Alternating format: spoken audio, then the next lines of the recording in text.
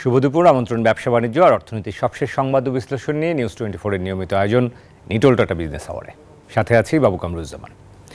দর্শক, রবি থেকে বৃহস্পতিবার দুপুর 1টায় প্রচার হচ্ছে আমাদের এই অনুষ্ঠান। গোটা আয়োজনে দেশ বিদেশের ব্যবসা বাণিজ্যের সবশেষ খবর ছাড়াও থাকছে খবরের বিশ্লেষণ।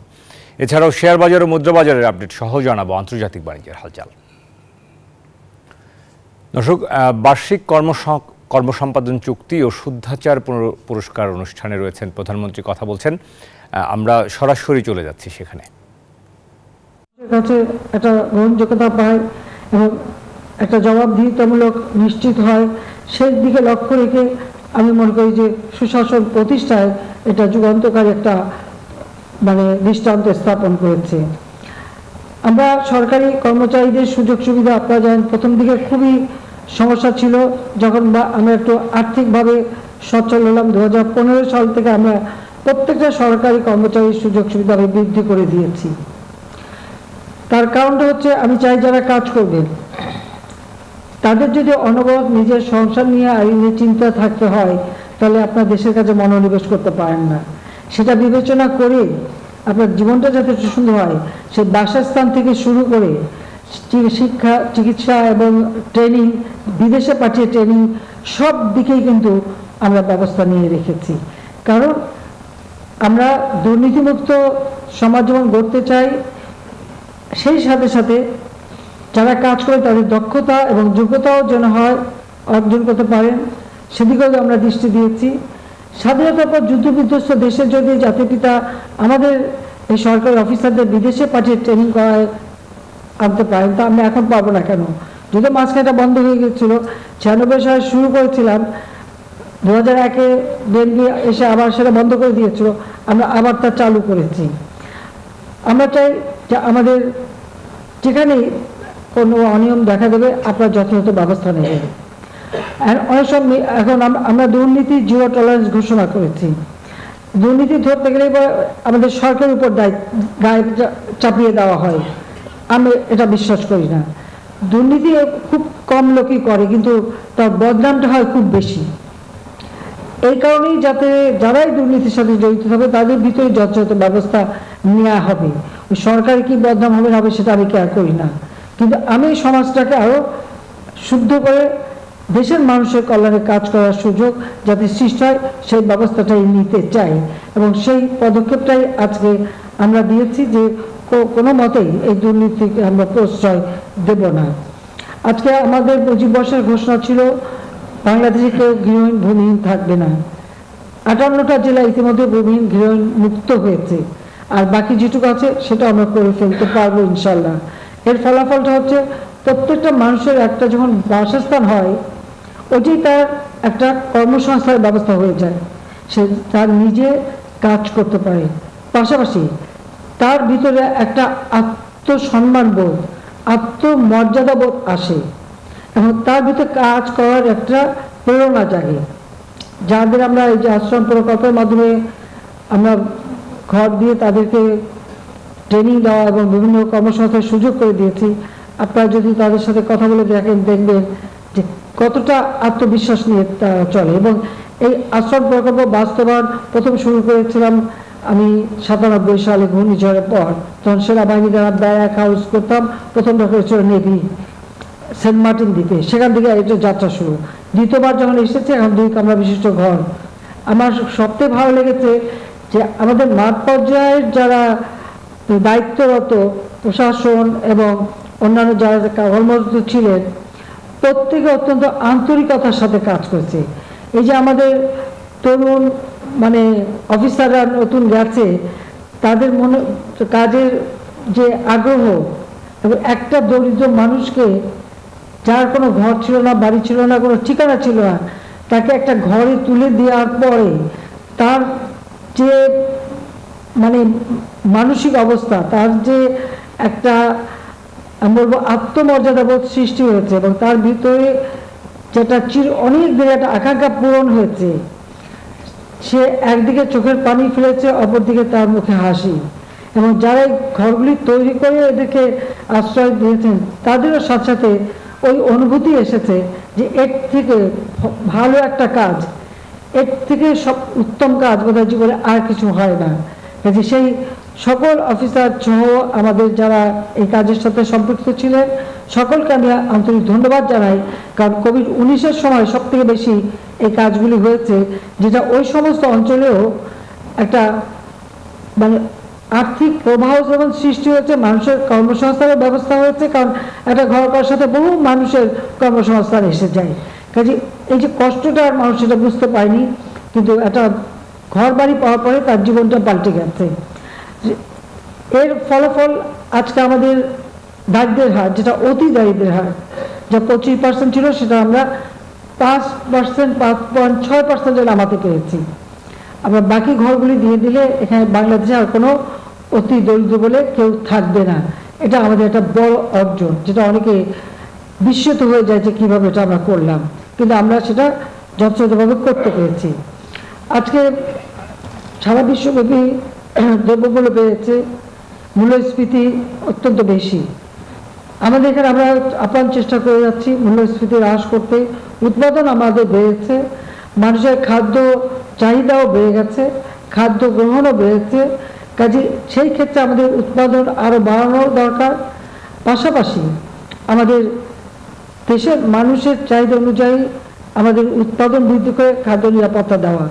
যেহেতু সারা বিশ্বব্যাপী ইউক্রেন যুদ্ধ, এরপর গাজায় যেভাবে ইসরায়েল কর্তৃক গণহত্যা চালানো হচ্ছে, সেখানে একটা অস্বাভাবিক পরিস্থিতি, এই সব আন্তর্জাতিক পরিস্থিতির ফলে কিন্তু আমাদের এই দ্রব্যমূল্যটা বৃদ্ধি পাওয়া এবং মূল্যস্ফীতিটা নিয়ন্ত্রণে আনা একটা কষ্টকর হয়ে গেছে। কিন্তু আমাদের সকলকেই এ ব্যাপারে যথাযথ নজর দিতে হবে। ইতিমধ্যে আমরা যে ব্যবস্থা নিয়েছি, খাদ্য বান্ধব কর্মসূচি বাস্তবায়ন করে যাচ্ছি। প্রায় 50,10,000 পরিবারের মাঝে স্বল্প মূল্যে খাদ্য বিতরণের ব্যবস্থা নেওয়া হয়েছে। এটা আমাদের অন্তত বর্ষাকালটা এটা চলমান রাখতে হবে, যাতে করে অল্প খরচে মানুষ তার সংসারটা চালাতে পারে, সেই ব্যবস্থাটা আমরা নিচ্ছি। তাছাড়া আমাদের বিভিন্ন বিভাগ, জেলা, সিটি কর্পোরেশনেও খোলা বাজারে খাদ্য সরবরাহের ব্যবস্থা করা, যে কেউ যেন কোনো রকম মানে চক্রান্ত করে খাদ্যের দাম বাড়াতে না পারে। নজরদারিটা বাড়াতে হবে, পাশাপাশি উৎপাদনটাও বাড়াতে হবে, সেদিকে বিশেষভাবে দৃষ্টি দিতে হবে। ইতিমধ্যে দেশের সার্বিক উন্নয়নে যথেষ্ট আমাদের অগ্রগতি হয়েছে। আমাদের সাক্ষরতার হার আমরা যেটা মাত্র 45 ছিল, এখন 78 উন্নীত করতে পেরেছি। আয়ুষ্কাল যেটা মাত্র 59 বছর ছিল, এখন আমরা 73 বছরে উন্নীত করতে পেরেছি। আমাদের সাক্ষরতার হার বাড়ানোর সাথে সাথে আমাদের ছেলেমেয়েদের স্কুলে যাওয়া, মাতৃমৃত্যু হার, শিশু মৃত্যু হার আমরা হ্রাস করতে পেরেছি।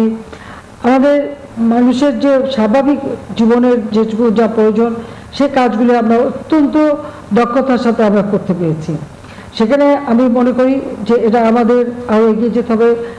দারিদ্রের হার 41 থেকে 18.7 আমরা কমিয়েছি। আমার লক্ষ্যটা ছিল যে এটা অন্তত 16 আমরা 16% নামিয়ে আনবো, কারণ অনেক ধনী দেশ যেমন আমেরিকার দারিদ্রের হার হচ্ছে 17%।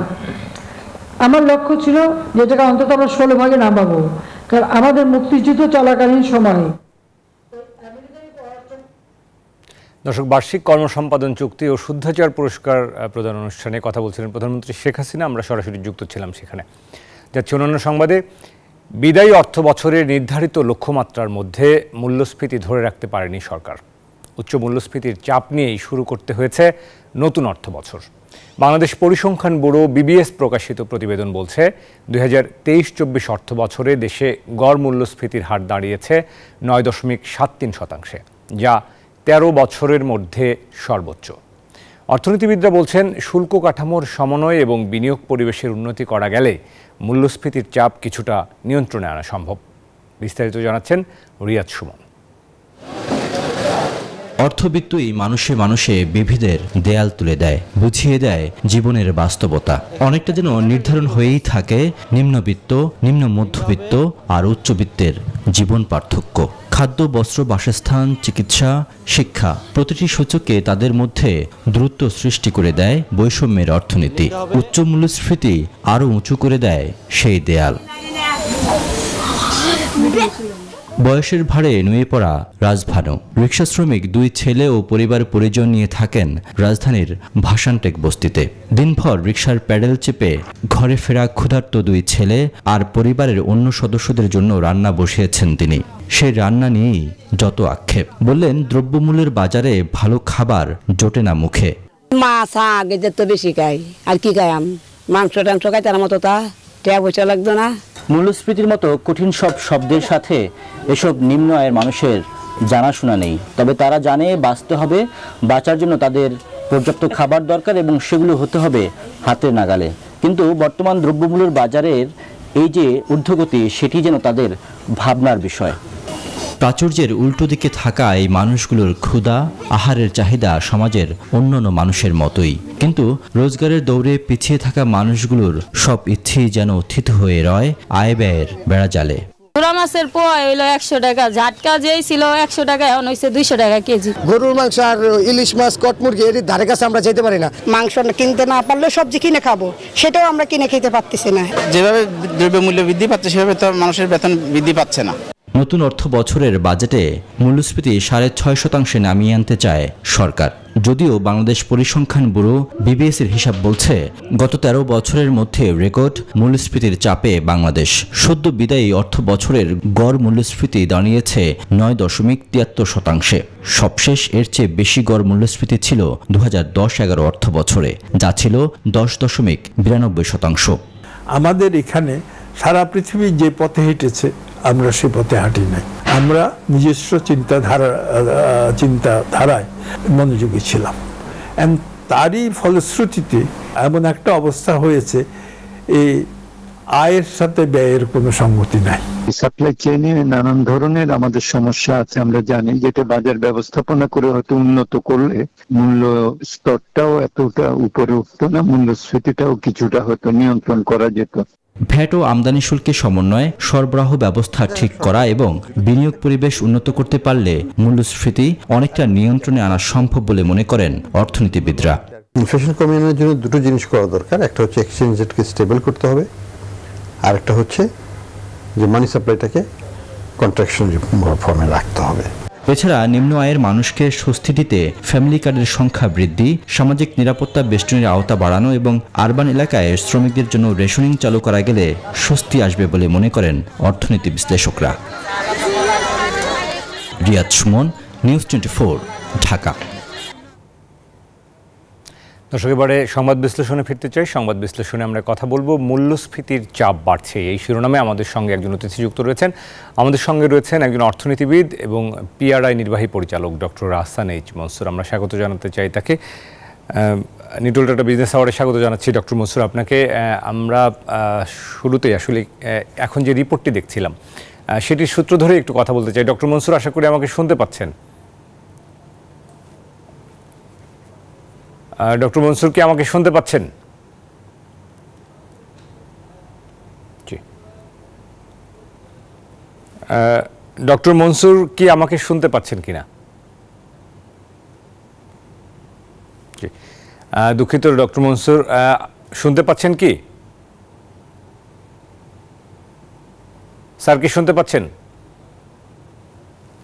দুঃখিত, আমরা আরও একবার চেষ্টা করব স্যারকে পেতে। তার আগে আমরা একটা বিরতি থেকে ফিরে আসি। দর্শক, নিটল টাটা বিজনেস আওয়ার্ডে একটা বিরতি নিব, ফিরবো শেয়ার বাজার আপডেট এবং সংবাদ বিশ্লেষণ নিয়ে। আশা করি আমাদের সাথে থাকবেন। স্যার, দর্শক, বিরতির পর আবারও স্বাগত জানাচ্ছি নিটল টাটা বিজনেস আওয়ার্ডে। এবারে সংবাদ বিশ্লেষণে ফিরবো। সংবাদ বিশ্লেষণে আজকে আমরা কথা বলার চেষ্টা করছিলাম, শুরুতে যে রিপোর্টটি দেখছিলাম মূল্যস্ফীতির চাপ বাড়ছেই, সেই শিরোনামে আমাদের সঙ্গে ডক্টর আহসান এইচ মনসুর যুক্ত রয়েছেন, নির্বাহী পরিচালক PRI এবং অর্থনীতিবিদ। আমরা আরও একবার স্বাগত জানাতে চাই স্যারকে। নিটল টাটা বিজনেস আওয়ার্ডে স্বাগত জানাচ্ছি। স্যার, আশা করি এই মুহূর্তে আমাকে শুনতে পাচ্ছেন। আমরা আমরাও এখন শুনতে পাচ্ছি।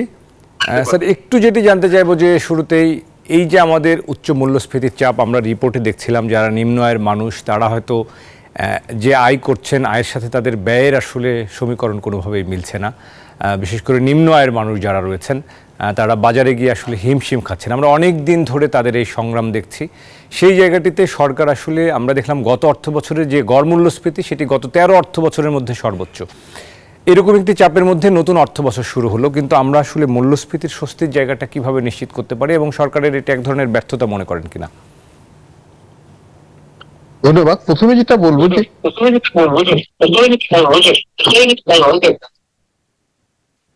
আমাদের সরকারের নীতিগুলো 2012-13 সালে কিন্তু মূল্যস্ফীতি অনেক বেড়ে গিয়েছিল, মনে আছে কিনা আপনাদের জানি না, কিন্তু তখন মূল্যস্ফীতি অনেক বেড়ে গিয়েছিল এবং মূল কারণটা তখনও ছিল অতিরিক্ত মুদ্রা সরবরাহ। তখন ঋণের সরবরাহ 29% পর্যন্ত চলে গিয়েছিল। তখন ব্যালান্স পেমেন্টের সংকট হচ্ছিল এবং তখনও টাকা ডিভ্যালু করা হয়েছিল ইত্যাদি ইত্যাদি। কিন্তু যে জিনিসটা তখন করা হয়েছিল, পার্থক্যটা হচ্ছে তখন করা হয়েছিল তাৎক্ষণিকভাবে, অর্থাৎ যখনই সমস্যাটা দেখা গেল, চিহ্নিত হলো, তখনই সরকার এক্সচেঞ্জ রেটটা ছেড়ে দিল। এক্সচেঞ্জ রেটটা 69 থেকে 82-তে চলে গেল এক ধাপে। তখনই সরকার ইন্টারেস্ট রেটটা ছেড়ে দিল। তখনই কিন্তু ইন্টারেস্ট রেটটা 13% ক্যাপ করা ছিল, সেটা 18% চলে গিয়েছিল। আমি বলছি 12-13 সালের কথা। এই যে রেজাল্ট যেটা হলো, সেটা ফলশ্রুতিতে যেটা আমরা দেখলাম, মূল্যস্ফীতিটা কিন্তু তখন সেইভাবে তখন বেড়েছিল কিন্তু খুব দ্রুত কমে আসলো এবং এক্সচেঞ্জ রেটটাও স্টেবিলাইজড হয়ে গেল 82-তে। ইন্টারেস্ট রেটটাও স্টেবিলাইজড হয়ে আবার সাথে সাথে কমে আসলো পরবর্তীতে। তো এই জিনিসগুলো কিন্তু এই বছর আমরা এইবার এই যে এপিসোড, এখানে কিন্তু আমরা সেটা দেখিনি। আমরা কি দেখলাম?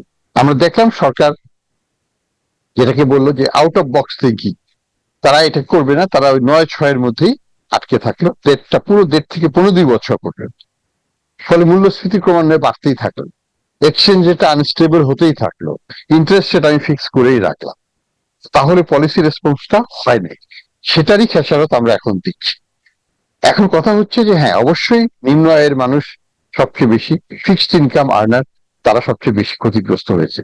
তাদের যে আয় সেটা এবং তাদের যে ব্যয়, এই দুটোর মধ্যে একটা পার্থক্য সৃষ্টি হয়ে গেছে এবং ব্যয়, যেটাকে আমরা বলি মজুরির বৃদ্ধিটা মূল্যস্ফীতির বৃদ্ধির চাইতে কয়েক শতাংশ নিচে আছে।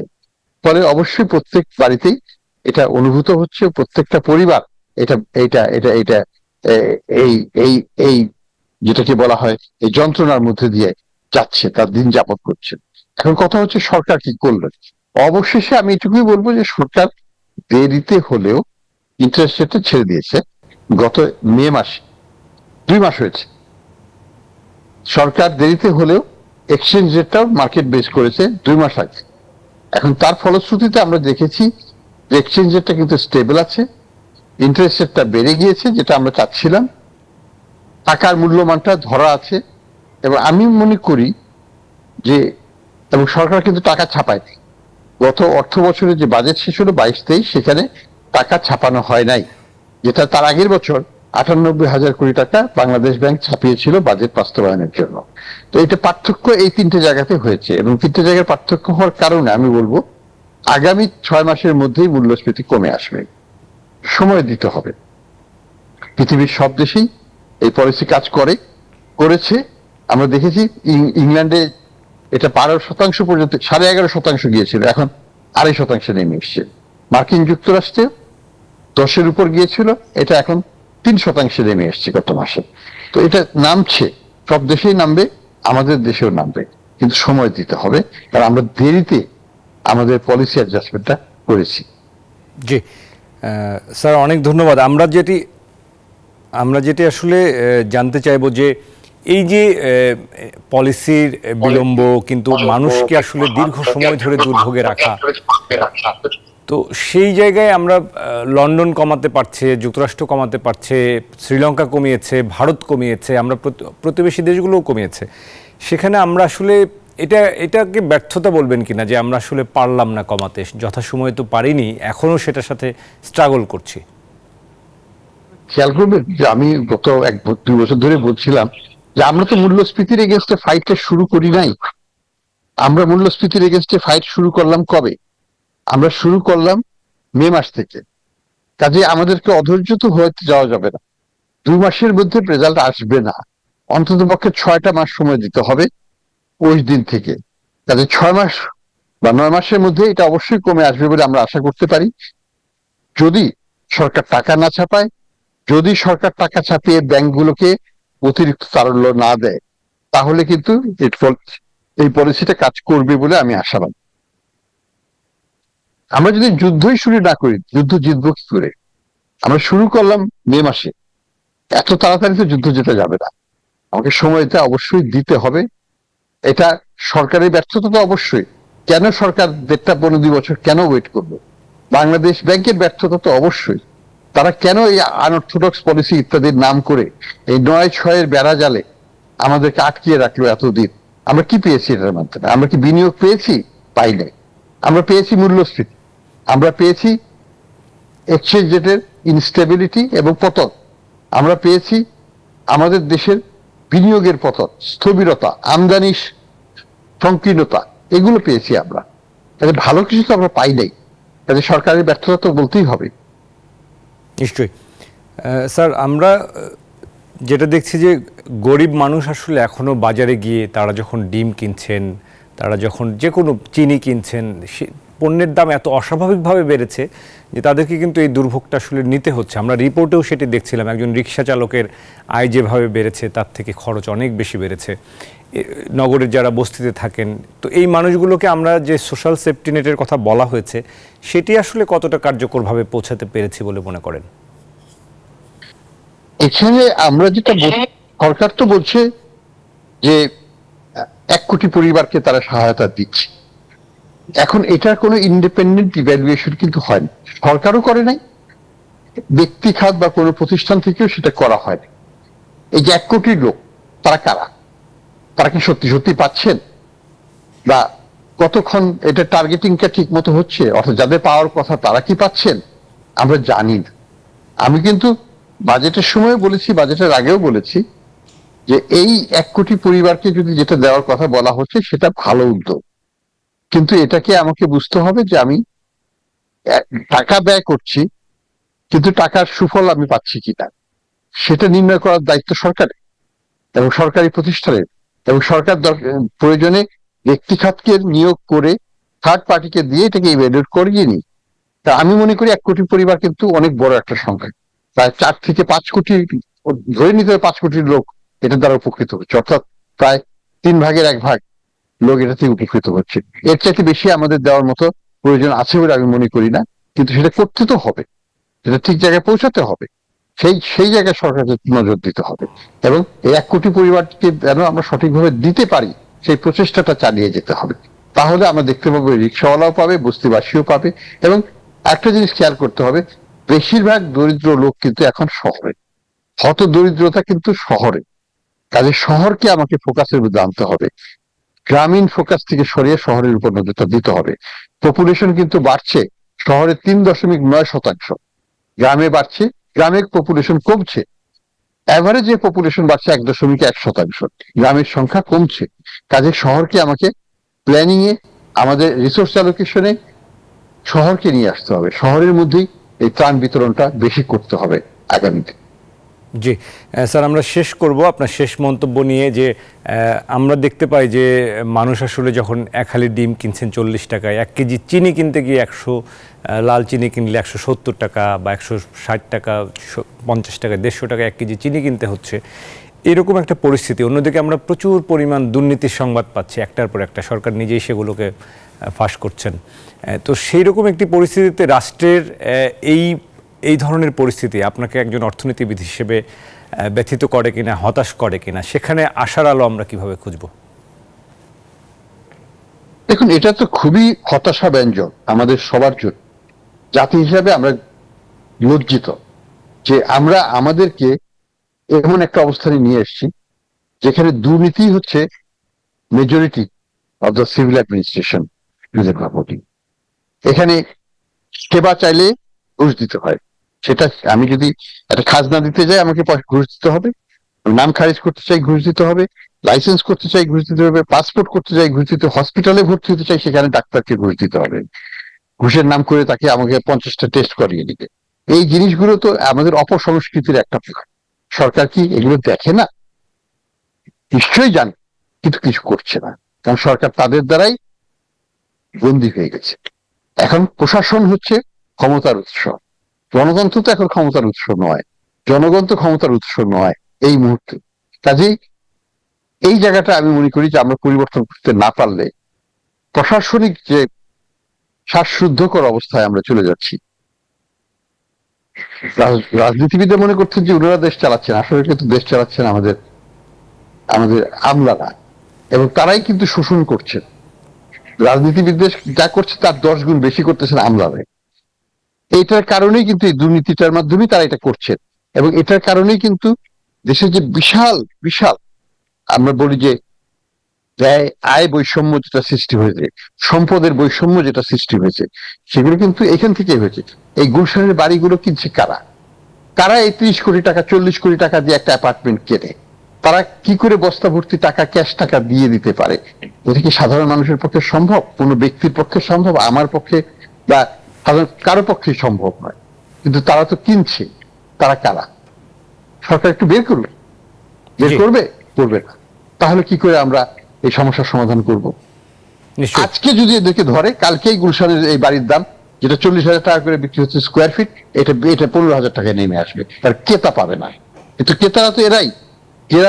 ক্রেতারা হচ্ছে দুর্নীতি দ্বারা মদতপুষ্ট ব্যক্তিরা, এবং এই জন্য সরকারকে দায়বদ্ধতা নিতে হবে।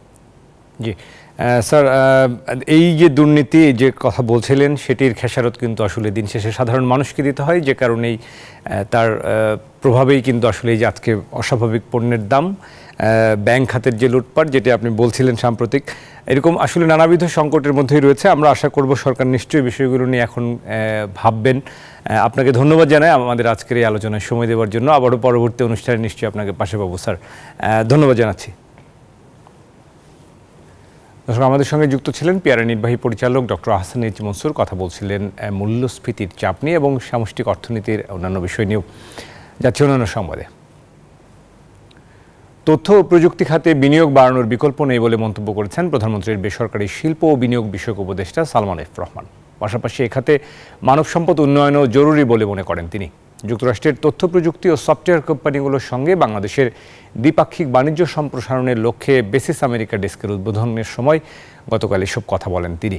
উপদেষ্টা জানান, দ্রুতই অর্থনৈতিক টানাপোড়েন কাটিয়ে উঠছে বাংলাদেশ। অনুষ্ঠানে ঢাকায় নিযুক্ত মার্কিন রাষ্ট্রদূত বলেন, বাংলাদেশের বিনিয়োগের সবচেয়ে বড় বাজার যুক্তরাষ্ট্র।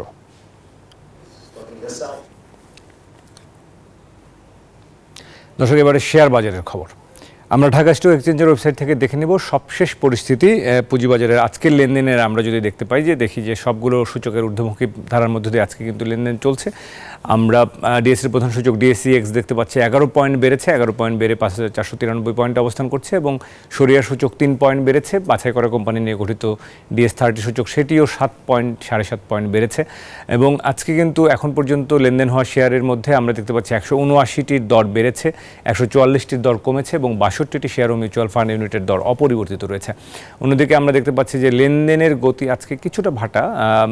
আমরা দেখছিলাম যে লেনদেন কিন্তু মাঝে 1000 কোটি টাকার ঘর ছাড়িয়েছিল, 700-800 কোটি টাকার লেনদেন হচ্ছিল। আজকে বেলা 1:30 নাগাদ 485 কোটি টাকার কিছু বেশি লেনদেন হয়েছে।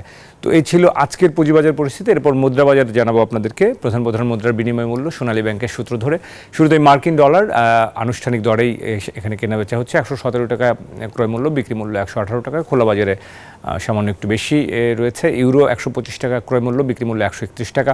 পাউন্ড 144 টাকা ক্রয় মূল্য, বিক্রি মূল্য 150 টাকা। এবং চীনা ইউয়ান রয়েছে 13 টাকায় কেনা হচ্ছে, 17 টাকায় বিক্রি হচ্ছে। সৌদি রিয়াল 27 টাকায় কেনা হচ্ছে, 30 টাকা 10 পয়সা বিক্রি করা হচ্ছে। ভারতীয় রুপি 1 টাকা 32 পয়সা ক্রয় মূল্য, এবং সোনালী ব্যাংক বিক্রি করছে 1 টাকা 45 পয়সায়। মুদ্রার পর আমরা স্বর্ণের দর জানাবো। 22 ক্যারেটের সব থেকে ভালো মানের স্বর্ণ এখন কিন্তু সর্বোচ্চ দাম, অর্থাৎ ইতিহাসের সব থেকে দাম আমরা দেখেছিলাম 1,18,000 থেকে এখন 1,20,000 টাকা প্রতি ভরি। 21 ক্যারেটের স্বর্ণের দাম 1,14,000 টাকা, 18 ক্যারেটের স্বর্ণের দাম 98,000 টাকা প্রতি ভরি, এবং সনাতন স্বর্ণের দাম 81,000 টাকা প্রতি ভরি। স্বর্ণের পর আমরা রূপার দাম দেখে নিব। রূপার বাজার অপরিবর্তিত রয়েছে অনেকদিন ধরে। 22 ক্যারেটের সব থেকে ভালো মানের রূপার দাম প্রতি ভরি 2,098 টাকা, 21 ক্যারেটের রূপা 2,005 টাকা, 18 ক্যারেটের রূপার দাম 1,714 টাকা, এবং সনাতন রূপার দাম পড়বে 1,282 টাকা প্রতি ভরি। দর্শক, এই ছিল আমাদের কাছে স্বর্ণ মুদ্রা রূপার বাজারের সবশেষ দরদাম এবং আপডেট। নিটোল টাটা বিজনেস আওয়ারে আরও একটা বিরতি নিব, ফিরব দেশ ও বিশ্ব বাণিজ্যের অন্যান্য সংবাদ নিয়ে। আশা করি সাথেই থাকবেন। দর্শক, আবারও স্বাগত নিটোল টাটা বিজনেস আওয়ারে। টেক্সটাইল ফেব্রিক্স রপ্তানি করে অর্থনীতিতে গুরুত্বপূর্ণ অবদান রাখায় 2021-22 অর্থ বছরের জন্য জাতীয় রপ্তানি ট্রফি স্বর্ণপদক পেয়েছে মাইক্রোফাইবার গ্রুপের সহযোগী প্রতিষ্ঠান লিবার্টি নিটওয়্যার লিমিটেড। রাজধানীর ওসমানী স্মৃতি মিলনায়তনে প্রধানমন্ত্রীর কাছ থেকে পদক গ্রহণ করেন লিবার্টি নিটওয়্যার লিমিটেডের ব্যবস্থাপনা পরিচালক ইঞ্জিনিয়ার মোহাম্মদ শামসুজ্জামান সিআইপি। রপ্তানিতে সর্বাধিক বৈদেশিক মুদ্রা অর্জন করায় এই পদক দেওয়া হয়। এ সময় আরও উপস্থিত ছিলেন বাণিজ্য প্রতিমন্ত্রী, বাণিজ্য সচিব, বিসিসিআই সভাপতি সহ বিভিন্ন খাতে রপ্তানি ট্রফি অর্জনকারী শিল্পোদ্যোক্তারা।